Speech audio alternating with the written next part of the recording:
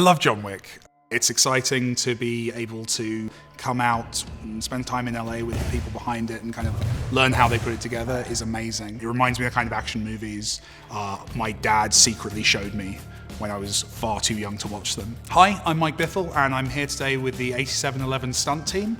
These are the guys behind the amazing work across John Wick, and we're going to be learning from them. We're going to be seeing some of their moves. I'm probably going to get my ass kicked, and we're going to see how we can incorporate some of those ideas into the game. If I throw him, that gives me time to go, and I just grab my pistol, boom. Hi, I'm Jonathan Eusebio from the 8711 stunt team. I served as the stunt coordinator, fight coordinator for the film series, and today we're gonna have Mike throw us around the room, and then we're gonna kind of teach him in the the tactics and mindset that John Wick does for the movies. We'll give him a little taste of what, how John Wick comes and recognizes the problem, sees the problem, solves the problem. That's kind of the John Wick style, right? He sees it, he goes, oh crap, I gotta figure this out. My hand's buzzed, I can't use this hand, you know what I mean? Good, yes! So I'm a storyteller.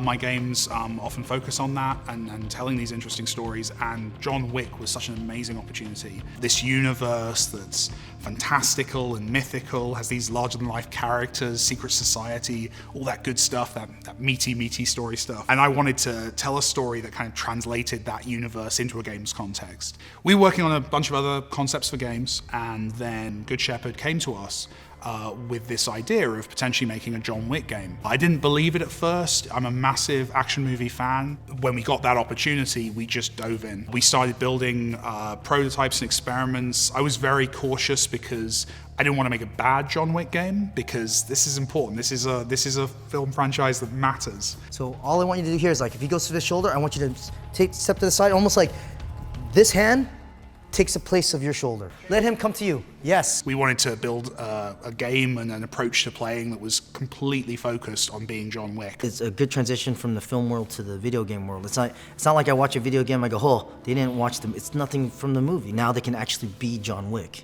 So I just move my shoulder and I backstep. See, and you end up in neutral position. Yes, just like that. See how easy that felt? Yeah. When choreographed, you have to figure out what style of fighting or what style of movement we're going to use. And from the very beginning, the filmmakers wanted to make it based off judo. So judo, it's all based off momentum. So when you're watching John Wick, the thing that strikes you first about the fight scenes is the momentum, is the energy, that kind of forward push through the space. That's part of all of the films. But we also wanted to get that sense of strategy, of decision making. So that's a balancing act, because we don't want to make a game that's so slow that you're making decisions and it doesn't feel like it has the energy of that action scene. But we also didn't want to make a game which felt like a dumb shoot 'em up. He's basically moving, so one, he knows what's behind him at all times, and having something between him and more threats.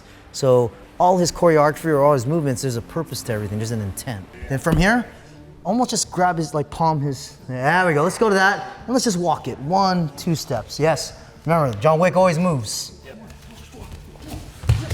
Yes, see, good, yeah. A really key moment, and it's only a few seconds, that I really kept going back to while we were making the game, was in the first movie, a moment where John's out of bullets, so he stuns an enemy, gives them a moment of pause where they can't attack him, reloads his gun, and then shoots and finishes that character. That was one that I kept coming back to, as we need to have something like this in the game. So we just wanted to make sure we're coming from a place tactically it feels correct, because those little nuances, those details is what law enforcement guy, military guy, they look at that stuff. They go, oh, he didn't really train. He's missing those little nuances. And those little nuances are the most important. Whatever the empty space is, that's the reload, the gun stuff. That's where the gun fu comes in too. Because otherwise I would just be out here shooting everybody. The fun of it is you're in close quarters, you're getting surrounded, you have to change your angles. So what we did was we built this system of interrupts and stunning, where you can, as a player, if your gun's out of ammo, you can literally do that in our game. You can stun an enemy with a quick punch. That's going to take him out of action for a short space of time, which is going to give you time to reload your gun. Then we add depth to that with different moves that have different durations of stun. So it might be the case that you can actually take someone down, right down to the ground, and it's going to take them a while to get back up. That's going to give you more than time just to reload your gun. You can take out their 2 buddies behind them while they're still staggering back up. Now from here, this hand that's on his face, I'm gonna almost make a circle, like a big circle like that. See? See, everything's big. Then from here, I'm gonna hit him in the kidney. Then I'm gonna make another circle with this hand. I break his arm. Then I use this as my fulcrum. So now your 180 is not from the wrap, it's from my shoulder. Goes back to where it started.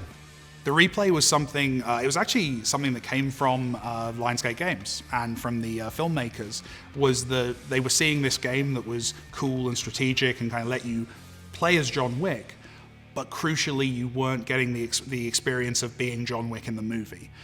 We wanted to give a mode to the game and an ability to the game to let you see a fight you just taken part in and that you just kind of choreographed through your own play as essentially a little movie. And that's what the replays are. And we had to do a lot of work to build that up, but we're really happy with where they went. And action! That's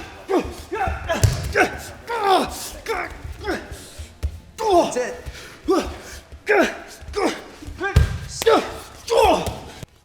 Nice. Awesome, dude. That's great. Thanks so much for your time, man. I appreciate it. Pleasure, man. Pleasure. Oh, I'm tired. I'm But- tired. I just want to give you a little glimpse of like, you know, what we do in the film and how we kind of, our thought processes and how we do these things. That's the thing, is bringing that thought process to bear. A, it's going to help us with the animation, but B, it tells us how we're going to teach the players to play the game. Exactly. We want the player thinking in that way. We want the player making those tactical choices. Yeah. It's going to be great. Oh, you did a good job, man. As it shows. I'm a little hard. Yeah, no, I've worked hard. No one can say I didn't work hard. Really good job. Thank you, man. All right. Appreciate it.